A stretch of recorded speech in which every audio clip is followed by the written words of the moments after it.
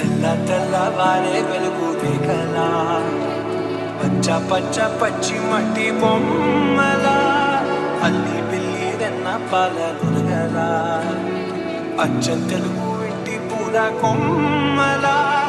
దేవదేవుడే పంపగా ఇలా